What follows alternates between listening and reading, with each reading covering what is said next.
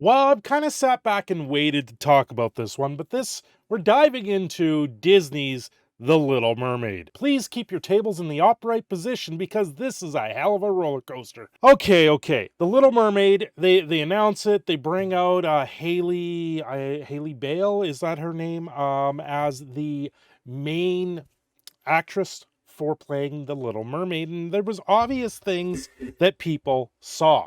Me, I was like, well, where's the red hair? Where's the bright red hair? Where is the colorfulness of this show? The Little Mermaid was one of the most bright and cheery shows that had ever been produced by Disney in the past. You always remember the song Under the Sea with Sebastian singing away, and how life was better under the sea. But now that it's come to the live action, life does not look that great. It seems there's some clips going around online already of this movie that is being shown. And I gotta say, when I saw this one, I went, what is this? This does not look like The Little Mermaid. Of course, this is with the seagull in the room as Ariel is human. I was like, like, what? What? I'm just gonna mute this and we can just kind of see what this looks like. It looks absolutely horrific. And the sound. The guy with the hair in the shirt. The prince. The guy with the hair in the shirt. Like, what are we singing here? I don't recognize when this. Humans dress up nice like they're penguins. You're just as big as a penguin? What? What? This isn't. I don't think anyone signed up to go watch this in The Little Mermaid. Obviously, this is a small clip that's being circulated online, but I question it. I really do question it. After seeing the trailers and the way that Sebastian looks, which is just above me, you got to really ask yourself, what have they done to this movie? Sebastian, I got the scuttlebutt. That's what this is. And Sebastian, I got that scuttlebutt. I mean, no. God, no. When I first saw the trailer for this, I was like, no. You know what? I want to see, if they're going to do live action movies, I want to see them good. I like the original movies, and if they're just going to ruin it with things like this, then why do it? So, of course, it comes down to, where does the critics and the audience like this? Now that the audience's scores have started to come out, we can actually see what's going on here.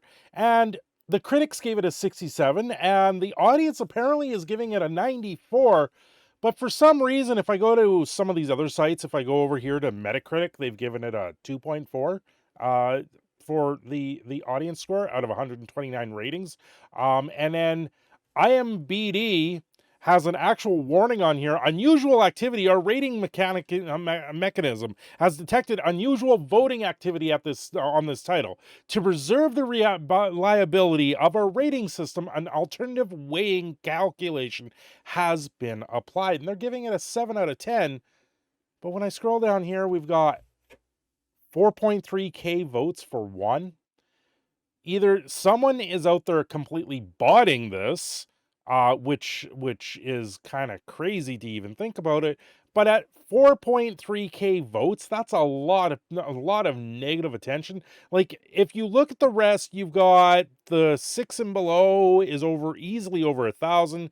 The 7 and above, well, you got 1.5 for the absolute positive. So if you throw this and this out of there, you got to wonder what's actually going on here. How about we do this? We sort by the United States, because they're 5.6 rating in the United States. How about the United Kingdom? Oh, 4.8. How about Mexico? Mexico's 5.4. And the Netherlands 6.0, and Australia is 5.2, with the largest being in the ones category. So now we're getting worldwide attention that people are review bombing this. Worldwide. It's not just one place in the world that you're seeing this getting review bombed in that sense. Like, in Australia, only 32 people gave it 5 stars, right? And then it's across the board everywhere else. Majority of people are actually enjoying the film from what I'm seeing here. That's in Australia, United States, obviously, because you have the up and downs.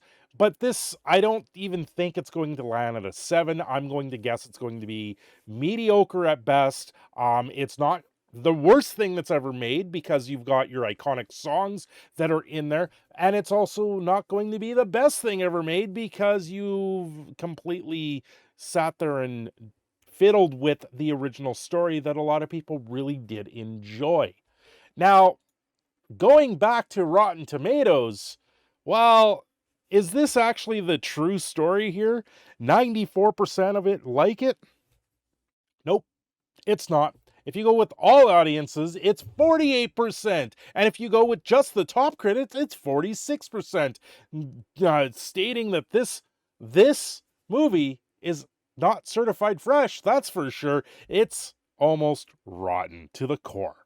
Rotten, rotten, rotten. It's almost so strange that you have to wonder how these scores have completely taken their ups and downs. You get the polarization here of a movie. Once again, you've got people giving it 5 stars that are verified, and of course you don't get to see the 1 stars. Oh, here we have a verified 1 star, terrible, poorly cast, and feels like a bad tribute to the original. So, you're getting ups and downs. No one ever knows where the reviews actually sit. And the way that they've done this, if you sit there and you look at it as a family wanting to go out there and go, oh, hey, it got rated at a 94. But no one would know that because you have to actually click on this. Oh, now it's a 95. It's gone up to a verified 95, even though it's a 48. So it's middle of the road. It's not anything spectacular. It's not the worst thing people have seen. Some people are actually enjoying parts of the movie, but you know some tomfoolery is happening here with all of these sites. They're manipulating the numbers to what they want to see, and people like me are going to sit there and go, well, what's actually the story, right? So if you go into the actual user reviews on Metacritic, you've got 87 negative, 24 positive, and 6 mixed. But of course, you have all these zeros. A 2, I would take a little bit more. What would be really nice out of all these sites if they take the 5s and the 1s or the 0s and the 10s, scrap them out of there. And then maybe you get an actual detail on how these things are. Instead of instead it makes headlines. It makes journalistic headlines for you to sit there and be able to go, oh, it's got glowing 5-star reviews. Oh, it's gotten the worst bombing ever in the history of movies. Like I said, there's a lot of problems that people saw with the movie.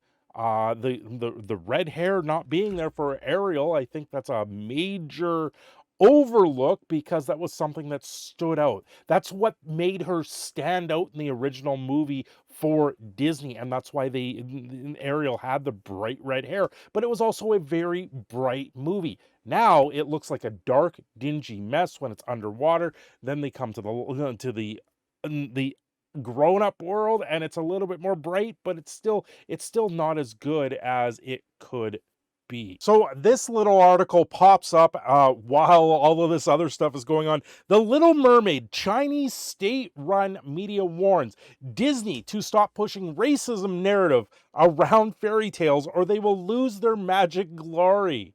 I gotta say, they lost their magic glory when they made the leap of redoing every single Disney animated film into a live action movie. The live action is ruining a lot of the tales, the actual tales of Disney. And you know what? It was revolutionary, sort of with the Jungle Book and with the Lion King. It was fun.